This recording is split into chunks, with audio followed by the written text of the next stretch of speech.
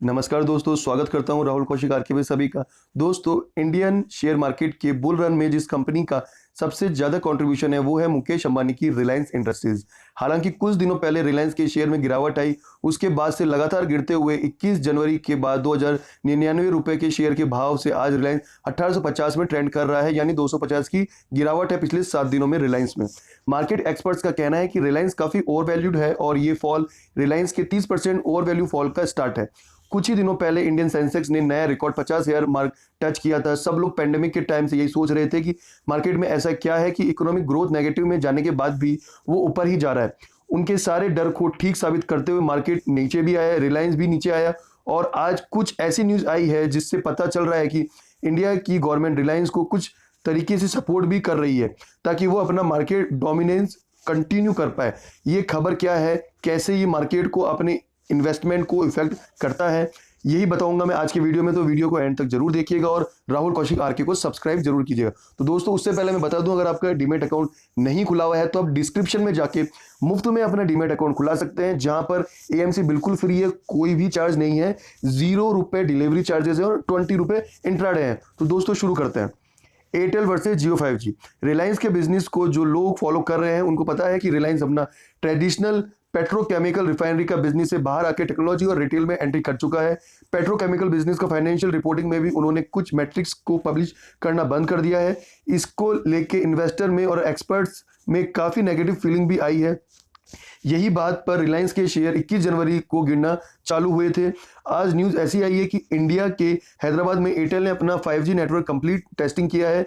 ये टेस्टिंग उनके existing 4G network के साथ ही हुआ है। एयरटेल ने पूरा टेस्टिंग की डिटेल भी पब्लिक के साथ की, जिससे ये पता चलता है कि इंडिया में 5G लॉन्च करने के लिए जियो को भारी टक्कर मिल सकती है। जियो 5G लॉन्च करने पर बहुत बड़ा बैट कर रहा है। जैसे 4G लॉन्च करने के टाइम पे जियो ने अपना इंडियन टेलीकॉम सेक्टर को पूरा हिला दिया था, लेकिन इस बार एयरटेल पीछे नहीं है और इंडिया की दूसरी सबसे बड़ी टेलीकॉम कंपनी के हिसाब से उसने अपना पावर दिखा दिया है 5G को टेस्टिंग करके। एयरटेल ने प्रेस रिलीज में ये कहा है कि 5G सर्विसेज को कंप्लीटली इफेक्टिव होने के लिए गवर्नमेंट के स्पेक्ट्रम बैंड को एक्विजिशन का वेट करना पड़ेगा। इंडियन गवर्नमेंट इस केस में एक बहुत बड़ा रोल प्ले करेगी कि क्या प्लानिंग फील्ड नेचुरल रहे सबके लिए या रिलायंस को फेवर किया जाए। जैसे एयरटेल ने जिस फ्रीक्वेंसी बैंड का यूज करके 5G को टेस्ट किया, उस फ्रीक्वेंसी बैंड को मार्च में होने वाले फ्रीक्वेंसी स्पेक्ट्रम ऑक्शन के बाहर रखा गया है। मार्च 1 में होने वाले फ्रीक्वेंसी स्पेक्ट्रम ऑक्शन में 7 band 700 megahertz, 800 megahertz, 900 megahertz, 1800 megahertz, 2100 megahertz, 2300 megahertz और 2500 मेगाहर्ट्ज का ऑक्शन होगा और इससे Indian government 3.92 trillion rupees rise कर सकती है। अब सवाल यह है कि एयरटेल के दिए गए फ्रीक्वेंसी बैंड का ऑक्शन नहीं होगा तो फिर एयरटेल कैसे जियो के साथ 5G में कंपीट करेगी। शायद इन सवालों की वजह से 5G टेस्टिंग के बाद भी एयरटेल के शेयर का भाव गिर गया, मगर आने वाले 4 महीनों में इस सवाल का जवाब हमें मिलेगा ही मिलेगा और इस जवाब के ऊपर एयरटेल के शेयर का फ्यूचर भी डिपेंड करता है और रिलायंस का भी। अमेजन और ईडी का इन्वेस्टिगेशन।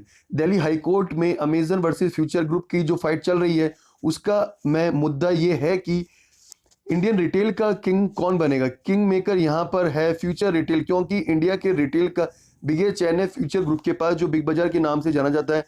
अमेजन ने कुछ महीनों पहले फ्यूचर ग्रुप में एक अनलिस्टेड कंपनी फ्यूचर कूपन्स में 45% का स्टेक खरीदा था, लेकिन उस सेल के एग्रीमेंट में एक क्लॉज ये था कि फ्यूचर ग्रुप की लिस्टेड एंटिटी यानी फ्यूचर रिटेल को अगर फ्यूचर ग्रुप आने वाले दिनों में बेच देता है तो फिर पहला राइट ऑफ रिफ्यूजल जाएगा अमेजन को और उसके साथ फ्यूचर ग्रुप 7 मेजर कंपनीज को फ्यूचर रिटेल बेच नहीं पाएगी। ऐसी क्लॉजेस के जरिए शायद अमेजन इनडायरेक्टली फ्यूचर रिटेल पर होल्ड करना चाह रहा है, लेकिन दिल्ली हाई कोर्ट में इस क्लॉज के ऊपर ऑब्जेक्शन दिखाया है और एनफोर्समेंट डायरेक्टर को कहा गया है कि इस डील के सारे क्लॉजेस को प्रॉप किया जाए, क्योंकि इस क्लॉज के जरिए अमेजन इनडायरेक्टली इंडियन कंपनीज को ऑन कर रही है जो इंडियन एफडीआई रूल्स के खिलाफ है।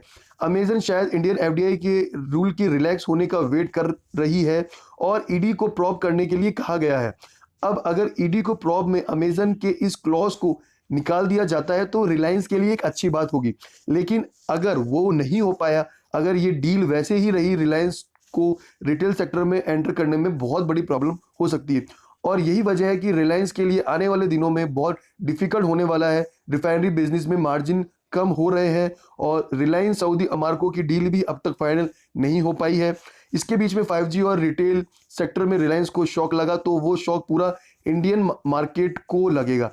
तो इसी वजह से आने वाले दिनों में मार्केट के मूवमेंट को ऑब्जर्व करना बहुत इंपॉर्टेंट होगा। तो दोस्तों उम्मीद करता हूं इतनी इंपॉर्टेंट न्यूज़ आपके लिए अच्छी रही है और आपको सब कुछ समझ में भी आया है।